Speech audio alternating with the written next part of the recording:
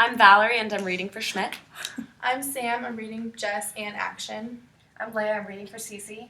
I'm Reese. I'm reading for Nick. I'm Jenna. I'm reading for Winston and miscellaneous characters. And I'm Alex, and I'm reading for Reagan. All right. Interior, the loft, morning. Jess and Winston are sitting at the kitchen counter eating bagels. Schmidt and Cece enter living room with luggage in tow. Oh, hey, you guys heading out? Schmidt is wearing an effeminate black and white striped shirt and a beret. Oui, oui. Voulez-vous coucher avec moi ce soir? Dude, seriously? Not to say that anymore. Jess points to the douchebag jar. Schmidt gleefully drops $1 in the jar and smirks at Jess. It's worth it. So what are your big honeymoon plans? Cece shakes her head and shrugs. Ask Schmidt. He wouldn't let me plan anything. You guys know me. I'm just really in touch with other cultures. We're starting off in Paris with the Eiffel Tower, l'Arc de Triomphe, Notting Hill. Yeah. Oh my gosh. Schmidt, you know it's not in London, right? I know that. I just wanted to make sure you knew that. I was obviously just testing you.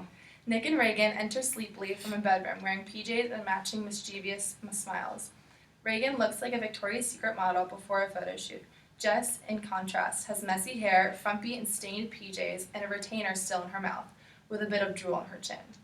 Jess shoots Reagan a badly disguised, envious glare, while Reagan innocently smiles back. Ugh, what a bitch. Good morning, Sleeping Beauty, and a big happy birthday to you, Reagan. Oh yeah, do you guys have any fun plans for tonight? I'm not really one for big birthday celebrations. I'm looking forward to a low-key night. Yeah, we're just gonna go out to a nice dinner together. I made us a reservation at Café L'Amour. I still wanted to do something special. Nick gives Reagan a kiss on the cheek and squeezes her shoulder. Schmidt begins to gather his excessively large suitcases as Cece grabs her single carry-on suitcase. Arrivederci! Not even French, Schmidt. Not even French. Schmidt and Cece leave the loft. Reagan goes back into the bedroom to change for work. Nick starts laughing. Nick, what's so funny? I saw Schmidt packing a 16-ounce bottle of lotion, his hairspray, sparklers, a bottle of Chardonnay, and his Swiss Army knife. And you didn't want to tell him? No, TSA will tell him. Reagan, dressed in a pantsuit only she could pull off, enters kitchen, gives Nick a quick peck on the cheek, and prepares to leave for work. 7 o'clock. Be on time. Yep, 7 o'clock. Reagan leaves. Jess sidles over to Nick with prying eyes. So, big date tonight? Winston shoots Jess a warning look, shaking his head slowly. I mean, yeah, birthday dinners tend to be kind of a big deal. So, are you guys, serious now?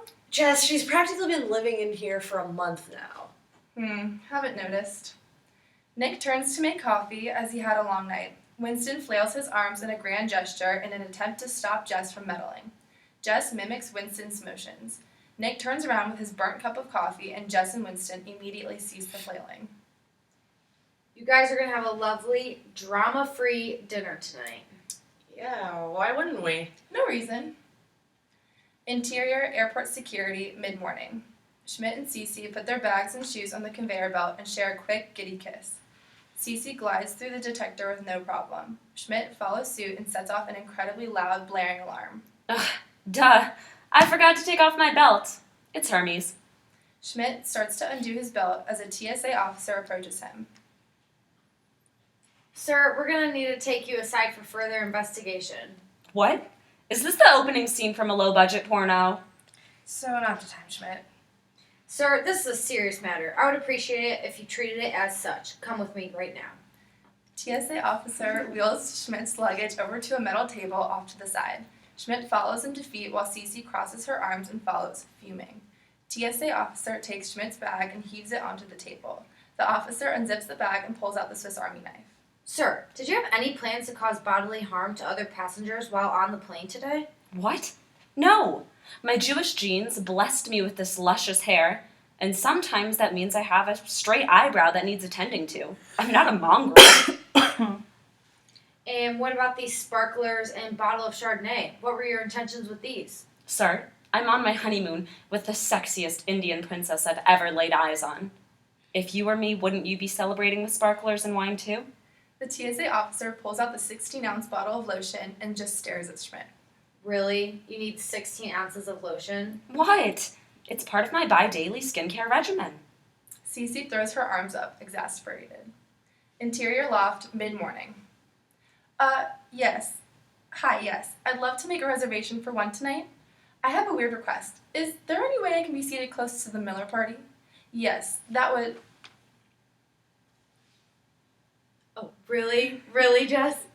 Jess waves Winston away with a scowl. What? Oh, so sorry. Could you repeat that? My cat was just throwing up. Hairballs. Gross. Winston lunges for the phone. Jess pulls away. That sounds great. Thanks so much. Bye. Jess, you can't keep meddling like this. Jess puts her fingers in her ears, pretending not to hear. La la la la. Fine, la, I guess la, I'm la, coming la, with you hear then. Saying, la la la la. Act 2. Interior plane afternoon. Schmidt and Cece walk towards their seat, looking at their tickets. What seats are we in again? Row 16, A and C. Seriously, Schmidt, you couldn't even get us seats next to each other. Since I got you a princess-cut diamond-encrusted band with a rustic twist, I had to go on ticketsforcheap.com to get us discounted seats. Cece shoots Schmidt a look. Sorry I can't keep up with your model lifestyle. I'm sure it's fine. I bet the person in the middle seat will switch. Cece and Schmidt sit down in their seats. Overweight man shuffles through the aisle and stops at their row. Excuse me, honey, I think you're in my seat. Oh, actually, sir, we're on our honeymoon, so we figured we could give you your choice of the window seat or aisle. Well, actually, I hate the window seat. The sunlight gives me heat rash and anxiety. Cece and Schmidt share a concerned look. It means diarrhea.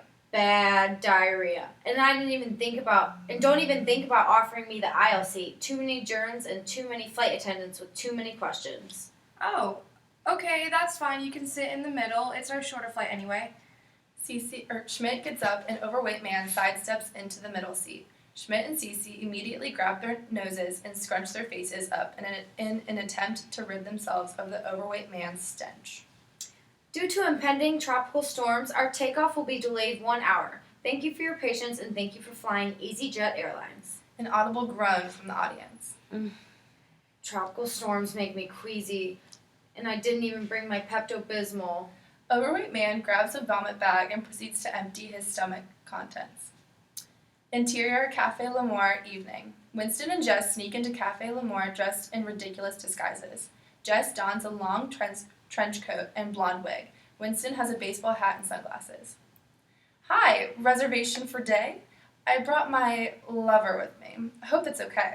He came into town unexpectedly because he lives in London and is a screenwriter. He came to surprise me for a Not a problem. Right this way.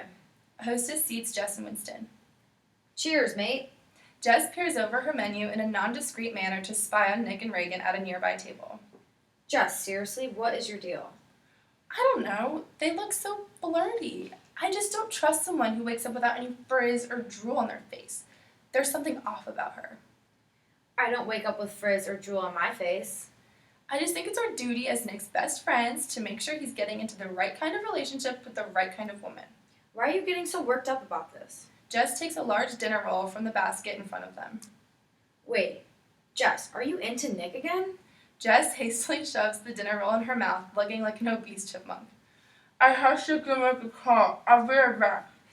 Jess grabs her phone from the table. She runs to the single-stall unisex bathroom. Winston follows and bangs on the door.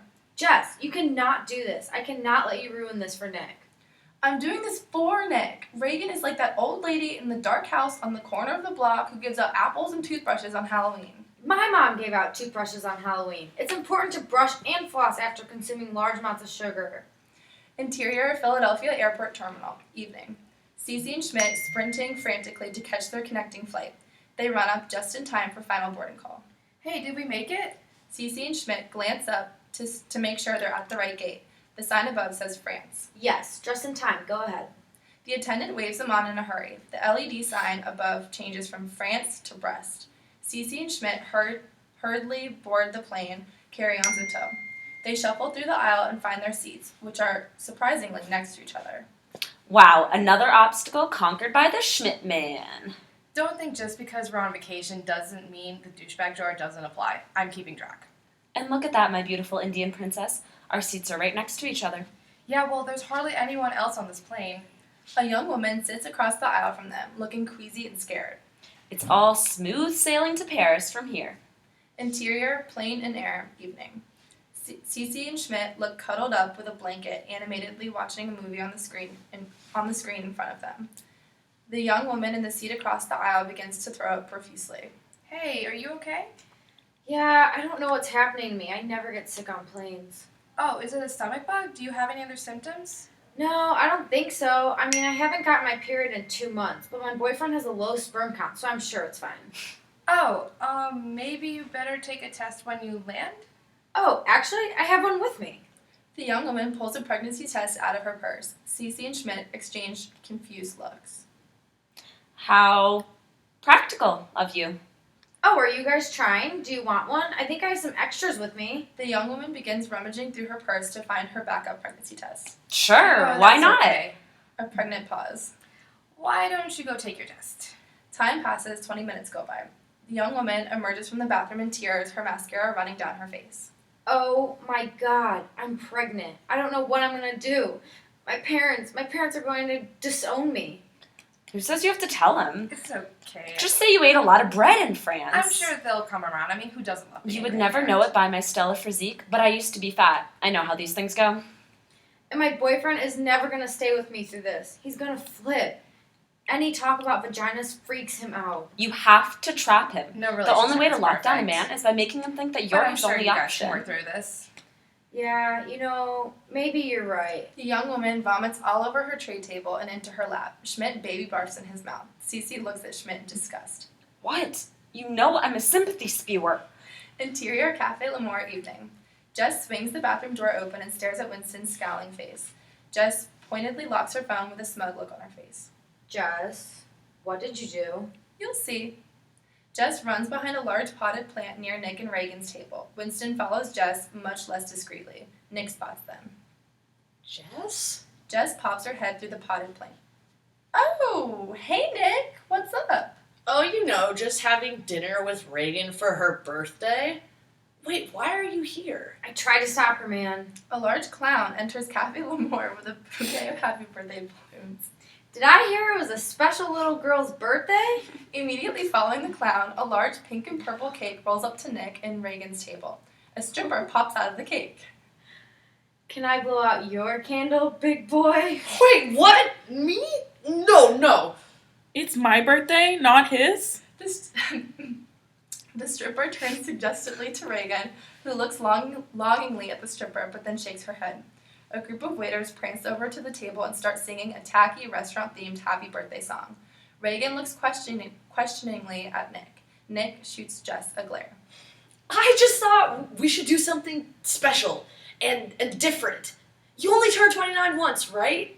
29's a milestone birthday. Oh, yeah? Yeah, I read it in Men's Health this month. 29 is the new 30. I don't think that's what they meant. Reagan looks around at the chaos, taking everything in. You know, it was really sweet of you to go through all this trouble for me. You know, it's not really my thing, but I really appreciate the thought. Reagan leans over the table to hug Nick. Nick and Jess make eye contact over Reagan's shoulder. Nick gives Jess a triumphant smirk. Jess and Winston slink out of the restaurant with their heads down in defeat. Interior airplane morning. Good morning, ladies and gentlemen. It is a beautiful day here in Brest with a high of 75 degrees and low humidity. We are Schmidt. Cece tries to wake Schmidt up. He is drooling on her shoulder. Did he just say breast? Breast. Wait, what? Cece calls over a flight attendant to clear up her confusion. Yes, hi. I'm sorry. There must have been some mistake. We're supposed to be en route to Paris. Nope, no mistake. You can purchase a ticket to Paris if you'd like when you exit the plane. It's only a 4-hour plane ride from here. Cece and Schmidt grab their luggage from the overhead compartment. Wait, Schmidt, this means our luggage is in Paris too. Cece lowers her voice and shows Schmidt her bag. I only packed lingerie. What did you pack? Schmidt unzips his bag to reveal 2 large boxes of condoms. Well, the good news is that we don't have a shortage of condoms. Cece and Schmidt shrug at each other, laughing. I mean, we've got all we really need. Interior of the loft, 3 a.m. Nick, Jess, and Winston are huddled around Jess's iPhone, FaceTiming Cece and Schmidt. Cece and Schmidt are positioned in front of a mural of the Eiffel Tower. You made it! Oh my god, Paris is so beautiful. You have to go buy a baguette and ride on a bicycle and eat french fries. Cece shifts her iPhone to reveal the airport behind her. Yeah, things didn't exactly work out as planned. We're in Brest. Breast. Right? Wait, so what happened? Well, we had a little flight mix-up. But it's okay, we'll make the best of it. Oh, wait, Schmidt, there's our taxi. Gotta run. The FaceTime ends. Jess, Nick, and Winston disperse from their huddle. Nick, listen. I'm really sorry about today. I just wanted to do the right thing and make sure she's a good fit for you. I think you and Reagan make a good match. Jess and Nick embrace in a long hug. Winston takes notice. It's fine, Jess. I think Reagan ended up having a good time anyways. Reagan and the stripper from the restaurant walk out of Nick's bedroom. Reagan hugs the stripper goodbye and shuts the door. She walks over to Nick with a big smile on her face. Reagan gives Nick a quick peck on the cheek. Happy birthday, Reagan. Yay.